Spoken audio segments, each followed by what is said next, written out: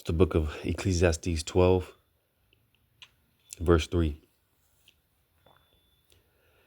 And the day when the keepers of the house shall tremble, and the strong men shall bow themselves, and the grinders cease because there are few. And this is the point. It says, and those that look out of the windows be darkened. All right, before I get started, I want to give all praises to Yahweh, Bahashim Yahweh Shai, and double honors to the apostles, bishops, and elders of Great Millstone. And may peace be bestowed unto you, hopefully elect. Because as I just read the latter part of that verse, those that look out the windows be darkened. All right. Basically going into these different economists. All right. People that are basically able to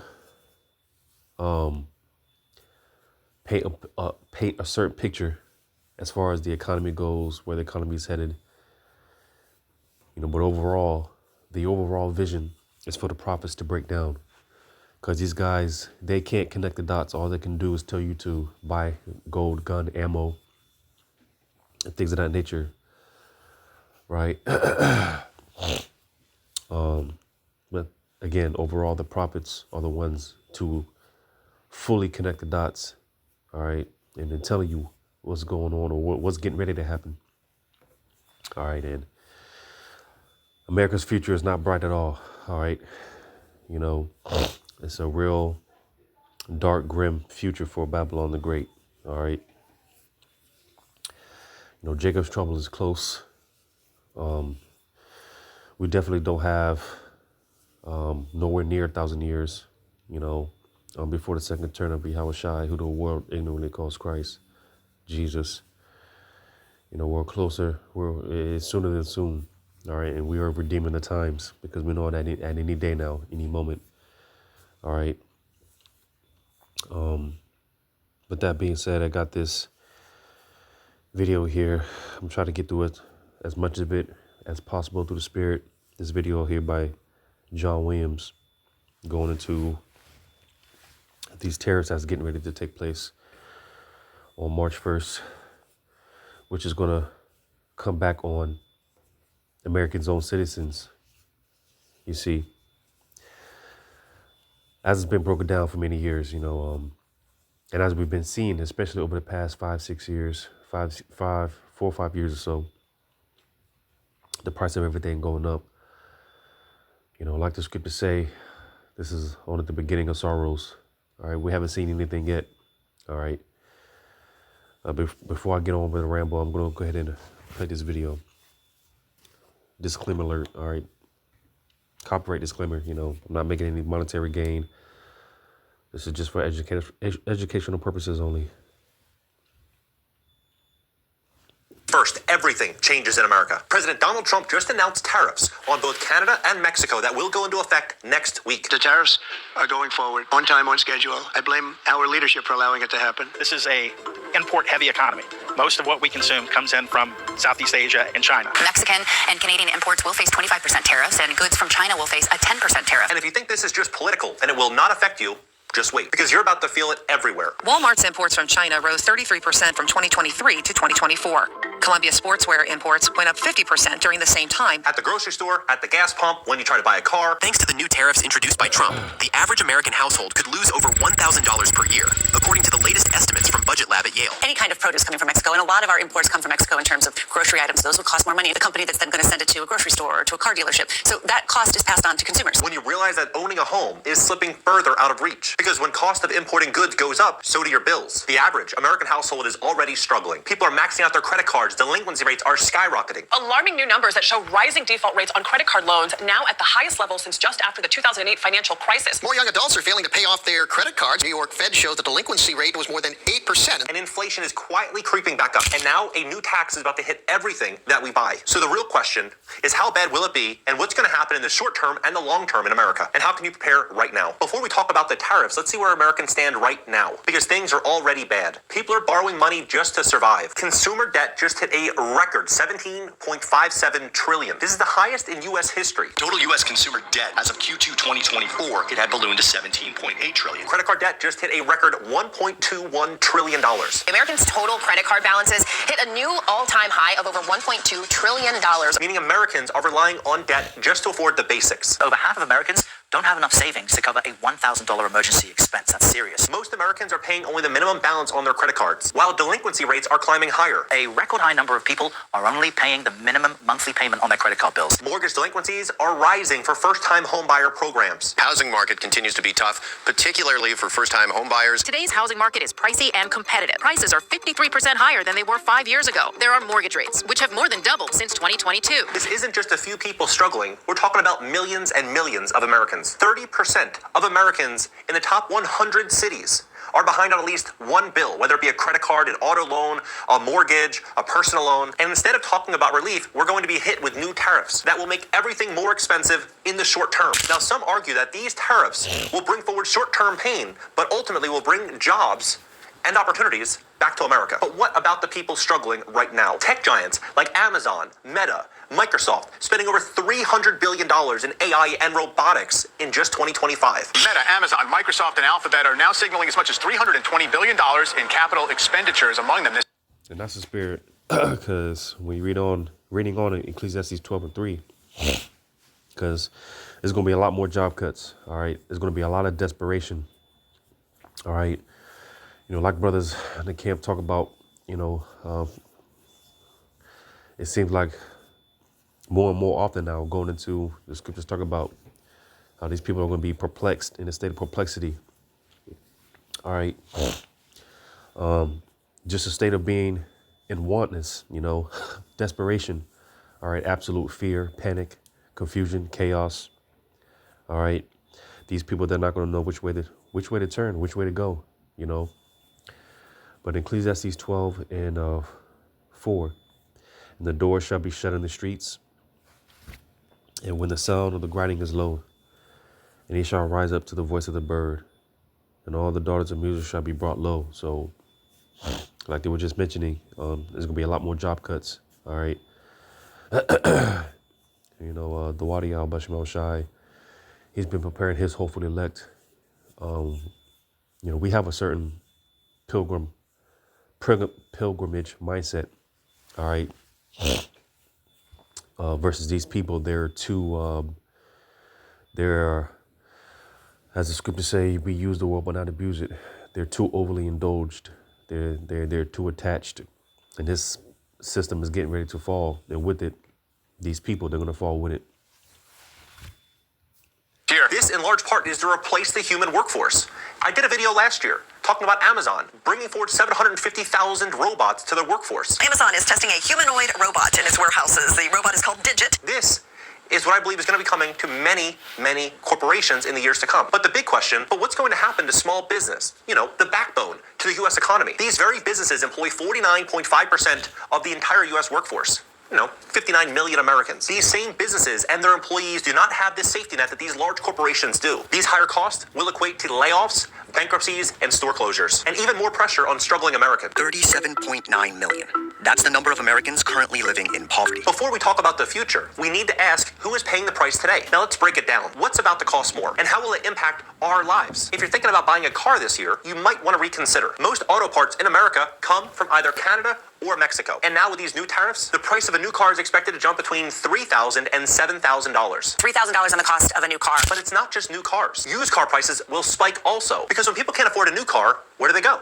They go to a used car, and they're likely going to flood the used car market, increasing demand and price. And if you're thinking, I'll just repair the car I've got, good luck. Auto parts will likely become 25% more expensive as these costs rise and they pass them on to consumers. Price of used cars continuing to go up. Supply chain shortages are also impacting the auto industry, forcing prices up and consumers to compromise. So no matter what, you're going to pay more. And that's before we even talk about gas prices. The U.S. imports a massive amount of crude oil from Canada. The future of Canada's oil industry is one of the largest crude exporters to the U.S. With these new tariffs, gas prices could jump between 20 and 40 cents per gallon. And here's the thing, when fuel prices go up, everything else generally follows. Your Amazon orders, more expensive. Grocery store deliveries, more expensive. Even the cost of running a small business, more expensive. This isn't just about gas. It's about everything in your life becoming more expensive because of it. And if you think you can just cut back on driving to save money, what about your food bill? Since 2020, food prices have skyrocketed 23.6%. Food prices continue to outpace inflation, increasing by 28% since 2019. Over a third said they have resorted to buying fewer items to save money. And if you've been shocked by grocery store prices lately, just wait. Because Mexico is one of the largest suppliers of produce in America. In 2023, nearly 60% of the fresh fruit and 35% of the fresh vegetables on store shelves were imported. With this tariff, the price of fruits and vegetables can jump between 10 and 15%. Beef prices will surge even higher as feed costs soar. Dairy products and bread also getting hit with rising shipping costs. Grocery prices are more than 25% higher than 5 years ago. Now the threat of tariffs is adding yet another challenge. Goods are more expensive and they will be passed along to the consumer. We've been here before. During the last round of tariffs in 2018, the average American household paid an extra $498 per year just from price increases alone. And this time, it will likely be even worse considering the financial position that most Americans are currently in. And that's the spirit, because with all this being said, hopefully, because, of course, I got the video sped up. But hopefully you're paying attention and you're catching it, all the information. It's a lot to take in. But with all that being said, man, let me just read this. Well, I'm going to continue reading on. Ecclesiastes 3 and 5, it says, also when they shall be afraid of that which is high, and fear shall be in the way, and the almond tree shall flourish. Because you see, reality is getting ready to hit these people, man. All right. Like I've said, these people, they're overly indulged. The scriptures talk about how we are pretty much we're still in the cool of the day. All hell hasn't really broke loose like that. So, people are still making ends. People are still getting by out here, You still have your comforts and distractions and things of that nature. So, although this information is out there, nevertheless, these people aren't feeling it yet. But when prophecy becomes everyone's reality, like it said in the almond tree shall flourish. You see, when you're living through hyperinflation, all right, when you're living through, or I should say, when we're living through hyperinflation, all right, when we're living through martial law, all right, living through these prophecies, when it actually comes to pass, you see, that's when it's going to be totally different. All right. It says, and the grasshopper shall be a burden. So you see, because again, with all this being said, it's when I read this part, a grasshopper being a burden. Now, obviously, a grasshopper is something that's very small, very insignificant. But the fact that it's saying that a grasshopper being a burden, it makes me just think about how the saying goes, the straw to break the camel's back, as I always say, America is one not so major event away from just total catastrophe. All right. Again, we're not going to have to be around here and come back, generations from now, another 1,000 years, another 500 years or so. That's not the case. All right. America is one not so major event away from these, again, prophecy being everyone's reality and actually, these things playing out in our lifetime. All right. Because, man, this debt bubble, man, when you read in Jeremiah 1, it goes into that seething pot. All right. And America's already at a boiling point, but this thing is getting ready to spill over 144 times over, man. And we can only imagine how bad it's going to be. We can only imagine. Because these people, they're so spoiled, they're so spoiled. These people have no idea what's getting ready to happen. These people have no idea how bad it's getting ready to get. They have no idea. So when this shit hits them like a shit ton of bricks, oh my goodness, you just got to use your imagination, because these people are really about to be without, man. Like it tells in 2 Edges 9, people are going to be in a pitiful case, But it says, and the desire shall fail, because man goeth to his long home, and the mourners go about the streets. So you see, you got to picture this, you know. Right now, you see people, they're still in that Laffy Taffy spirit, you know, and it's something that vexes my spirit every day. Just people, they're just happy for no reason, you know. Now, granted, the water Yabashma Shai, you know, because of course we catch hell, but it's not to say that we're not content. All right, make no mistake about it. You know, we are content.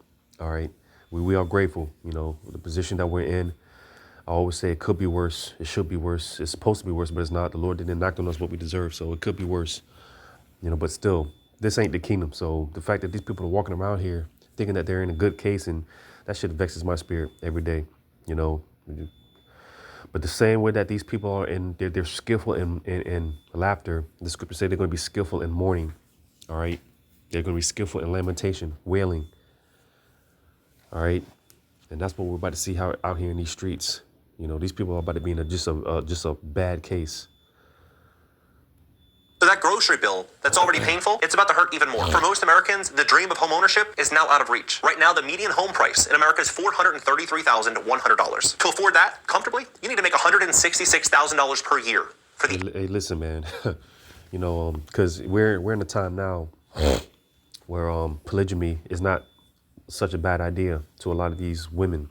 All right, you know, the scriptures tell us how 10 women shall bake their bread in one oven, roughly paraphrasing. You know, people are gonna try to come together to pull their resources together, because that's how bad it's gonna get. You know, rationing, all right, food rationing, and things of that nature. You know, that's why, again, we see Isaiah 4:1. It's not going to take place in the kingdom. Well, excuse me, it's going to take place in the kingdom, but Isaiah 4:1 specifically is going to start on this side. So like I always say in the spiritual, because I had a dream, I'm not going to touch on the dream. And it's crazy because I've had every night, well, because I work all night. So when I come home and go to sleep, I've been having a spiritual dream every day this week, you know. But I had one dream the other day, basically, you know, just dealing with the paradigm shift, you know, as far as it was dealing with, you know, women, dealing with a woman or a woman, you know, and I'm just meditating on it. That's why, again, I always say, I tell brothers to get ready for those phone calls, get ready for those hey big head texts, all these females that turn brothers down. Get ready, all right, because our peace is about to be disturbed. It's about to be disrupted, all right. You know, these women are going to be coming out the woodworks. You know, again, Isaiah 4:1 is going to take place on the side, and that spirit is out there already. So brothers, get ready. Average home. The actual median household income in America, $78,538. That's less than half of what Americans need to be able to afford a basic home. And now with tariffs on building materials like steel and aluminum, the cost to build a new home, according to the National Association of Home Builders, will rise between $17,000 and $22,000. So whether you're buying or renting, housing just got more expensive. But here's the bigger question. Will these tariffs actually help American jobs, or will they destroy them? Supporters of the tariffs say that this will be a great thing for the U.S. labor market over time. But here's the problem. U.S. labor costs are between 5 and 7 times more expensive than Mexico. So businesses have two choices: pay higher wages and push those costs onto you, the consumer, or cut workforce and move heavily into automation and robotics. And guess what's already happening? Layoffs are accelerating. Factories are cutting work. Slakia, because he mentioned it in the video, because this is supposed to be just a short-term, you know, pain and squeeze, you know. And that's why, you know, you watch these videos, read the comments as well, because look at these people, look at the attitude. You know, you got to trust the process. No pain, no gain. You know, this should drive Made in America forward. So, you know, you got certain people, they're blinded by the fact, you know, they're optimistic, you know, they're optimistic. They think this is because people are trying to get back to party like it's 1999, you know, party like it's 2000. You know, and they think this is going to be a drive forward, but little do these people know. And that's why I said earlier, man, is when it hits, man, when it doesn't go back to quote unquote normal, you know, Man, and that's why, hey, again, you got to be able to see it, sedition among men.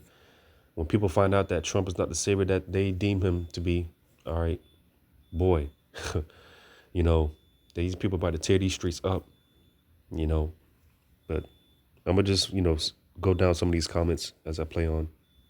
Companies are shifting to AI and robotics instead of hiring people. Canada and Mexico are not just going to sit back and take these tariffs. They're already planning to retaliate with tariffs of their own. Farmers, manufacturers, exporters who depend on selling goods to these countries are now at risk of losing billions of dollars in sales. In the last US-China trade war, American farmers lost $27 billion in exports in retaliatory tariffs. And when businesses lose sales, they cut jobs. So while tariffs are here and supposed to help American jobs, they can actually cause layoffs in industries that rely on exports. Less trade, less revenue, more job layoffs. So the real question is, are these tariffs going to be great for the U.S. labor market? Or are they going to just make things more expensive in the short term while jobs continue to disappear? So what do you think? Will these tariffs bring forward more jobs? Will they help or hurt the U.S. economy? And most importantly, are you ready for what comes next? Now, here's what I think happens next. In the short term, the next year, 2 years, we will see prices go up, and they're going to continue to go up. Insurance for homes, it's going to get more expensive. For multifamily property, commercial property, more expensive. Because as they're importing aluminum and steel, and they're bringing forward all these different household items, you can just imagine what this will mean for insurance premiums.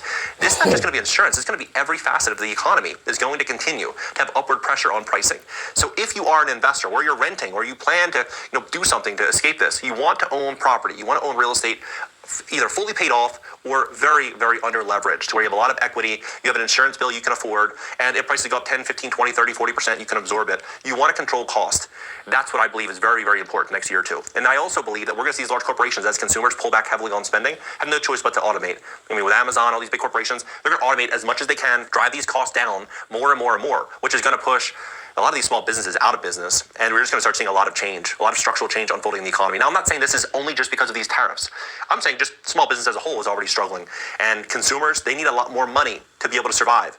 Wages in which many small businesses can't afford to pay. And so we're already moving in the direction of automation. We're already moving in this direction. I think these tariffs just throw a little bit of gas on that fire. And so over the next year, 2 years, 3 years, we're going to continue to see more and more and more upward pressure on pricing. But then the big question becomes, well, when consumers can't afford a lot, what's this going to mean for housing? What is this going to mean for, land and assets? Well, I believe corporations, as they're bringing in billions and billions of dollars in more and newfound profit, they're going to invest in infrastructure, entry-level housing. They're going to buy land. They're going to put that money to work. They're not just going to let the currency erode, because the government's going to continue to likely print more money, and they need to inflate the way out of this $35 trillion deficit.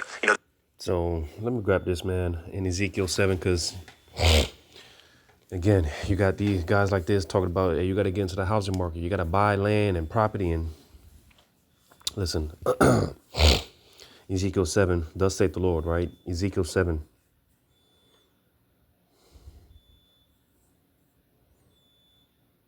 Ezekiel 7:12. The time has come, the day draweth near. Let not the buyer rejoice, nor the seller mourn, for wrath is upon all the multitude thereof. For the seller shall not return to that which is sold, although they were yet alive. For the vision is touching the whole multitude thereof, which shall not return, neither shall any strengthen himself in the iniquity of his life. So you see, there's no amount of, there's nothing that you can do to prepare for what's coming other than repenting and putting your trust in Yahweh Shema Shai. All right. That is the only way. All right. I'll grab two more, man, and I'll wrap this up. 2 Esdras 16.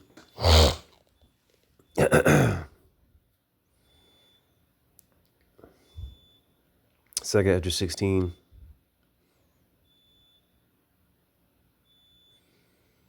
Second Esdras 16 and 21. Behold, victual shall be so good cheap upon earth, and that they shall think themselves to be in good case. And even then shall evils grow upon earth, sword, famine, and great confusion. So you see that great confusion. All right.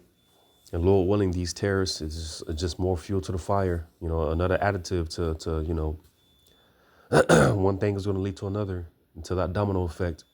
All right. Because America can only kick the can down the road for so long. Eventually, the road comes to an end.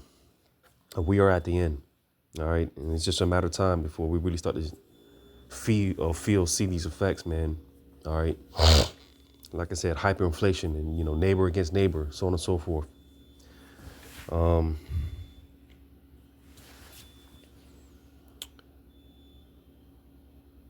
Again, people think it's bad now. Just wait. I'm going to just jump down since I'm here.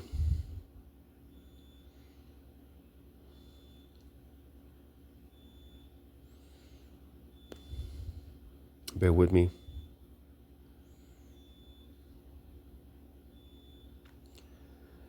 I'm going to jump down to verse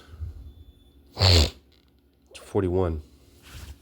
He that selleth, let him be as he that fleeth away, and he that buyeth as one that will lose.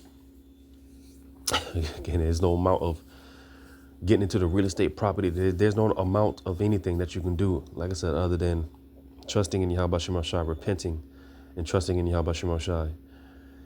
It says, he that occupieth merchandise as he that have no profit by it, and he that buildeth as he that shall not dwell therein.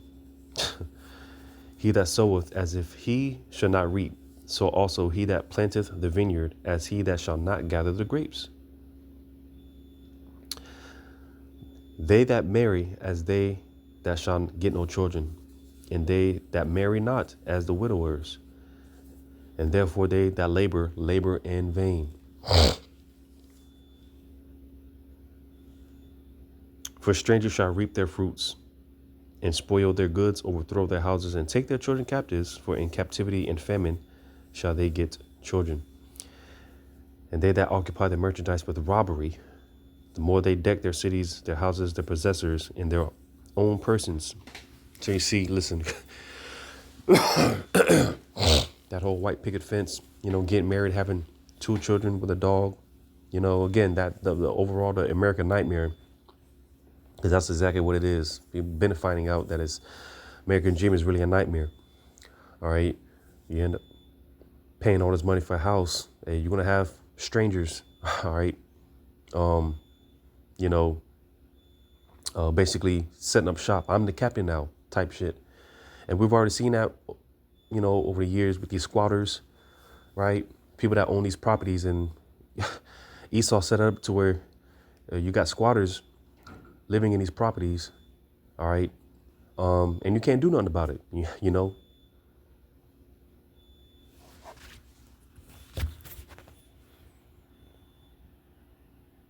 People end up, these landlords or whatever, they end up calling the cops or whatever on these squatters, and they end up getting arrested. You see, so because like I said, when you read in this chapter, all these are scourges for an amendment. All right. These ain't nothing but tall tale signs of what's getting ready to come. All right. Because we haven't seen anything yet, but Lord, one of this was edifying, giving all praises to you, Yahweh Shem Shai. Shalom to you, hopefully, like.